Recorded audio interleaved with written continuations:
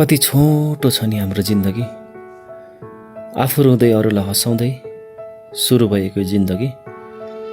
बाल्यकालको त्यो रमाइलो पलहरू अनि बहुमूल्य क्षणहरू राम्ररी उपभोग गर्न नपाइकन नै जिम्मेवारीहरू थपिँदै जान्छ। जिम्मेवारी र समस्यालाई नै त लिएर हिँड्नुपर्ने रहेछ भन्ने सोचाइ राखेर अगाडि बढ्दै जाँदा कहिले रोदन, कहिले हाँसो, कहिले आँसु, सबै कुरोको सामना गर्नुपर्दो रहेछ जिन्दगीमा। कष्ट, दुःख, समस्याको कुरो त छँदैछ। त्यो कुरोले नै लिएर अगाडि बढ्ने निध गरिसकेर मात्र कहाँ हुँदो रहेछ र जिन्दगी।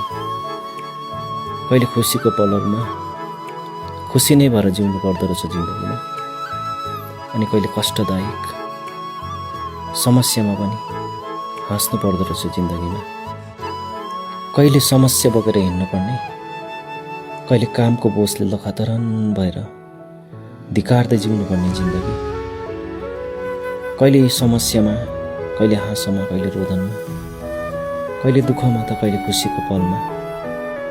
जस्तो परिस्थिति आउँछ, जस्तो समस्या आउँछ, जस्तो खालको पल जिन्दगीमा आउँछ, त्यही खालको अभिनय गर्दा गर्दै आखिर के रहेछ त यो जिन्दगी भनेर जिन्दगीको अर्थ खोज्दा खोज्दै अन्त हुँदो रहेछ जिन्दगी।